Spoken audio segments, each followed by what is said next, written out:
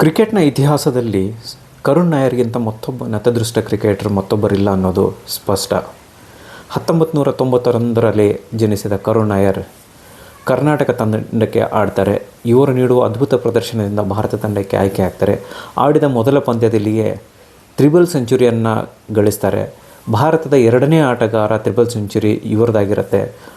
ಹಾಗೂ ಆಡಿದ ಮೊದಲ ಪಂದ್ಯದಲ್ಲಿಯೇ ಶತಕ ಹಾಗೆ ತ್ರಿಶತಕ ಸಿಡಿಸಿದ ವಿಶ್ವದ ಮೊದಲ ಆಟಗಾರ ಅನ್ನೋದು ಕರುಣ್ ನಾಯರ್ ಈ ಕೀರ್ತಿಗೆ ಪಾತ್ರರಾಗ್ತಾರೆ. ಇಂತಹ ಕರುಣ್ ನಾಯರ್ಗೆ ಟೆಸ್ಟ್ ಕ್ರಿಕೆಟ್ನಲ್ಲಿ ಕೇವಲ 6 ಪಂದ್ಯಗಳ ಅವಕಾಶ ಮಾತ್ರ ನೀಡಲಾಗುತ್ತೆ.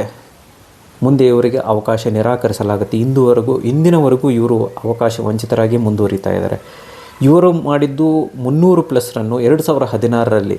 ಇಂದಿಗೂ ಇವರು ಕ್ರಿಕೆಟಲ್ಲಿ ಇದ್ದಾರೆ. ಹಾಗೆ ಭಾರತ ತಂಡದಲ್ಲಿ ಅವಕಾಶ ವಂಚಿತರಾಗಿದ್ದಾರೆ. 2016ರಲ್ಲಿ 300 ಗಳಿಸಿದ ಇವರು ಇಂದು ಕೂಡ ಕ್ರಿಕೆಟ್ ಆಡ್ತಾ ಇದ್ದಾರೆ. ಈಗ ಕರ್ನಾಟಕ ರಾಜ್ಯದ ತಂಡಕ್ಕೂ ಇವರು ಬೇಡವಾಗಿದ್ದಾರೆ. ಹಾಗೆ ಈಗ ವಿದರ್ಭ ತಂಡಕ್ಕೆ ಆಡ್ತಾ ಇದ್ದಾರೆ. ಹಾಗೆ 2024-2025ರಲ್ಲಿ ನಡೆದ ವಿಜಯ್ ಹಜಾರೆ ಟ್ರೋಫಿಯಲ್ಲಿ 5 ಶತಕಗಳನ್ನು ಸಿಡಿಸ್ತಾರೆ. ಹಾಗೆ ಇವರು ನನಗೆ ವಯಸ್ಸಾಗಿಲ್ಲ ಅನ್ನೋದನ್ನು ಸಾಬೀತುಪಡಿಸ್ತಾರೆ. ಇಂತಹ ಕರುಣ್ ನಾಯರ್ ಅವರಿಗೆ ಸಚಿನ್ ತೆಂಡೂಲ್ಕರ್ ಕೂಡ ಭೇಷ್ ಅಂತ ಹೇಳಿ ಟ್ವೀಟನ್ನು ಕೂಡ ಮಾಡ್ತಾರೆ.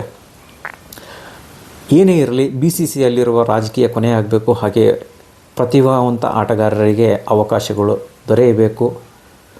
ಈ ತರಹದ ಅನ್ಯಾಯಗಳು ಮುಂದೆ ಯಾವುದೇ ಆಟಗಾರರಿಗೆ ಆಗುವುದು ಇಲ್ಲಿಗೆ ನಿಲ್ಲಬೇಕು ಅನ್ನೋದೇ ಈ ವಿಡಿಯೋದ ಉದ್ದೇಶ.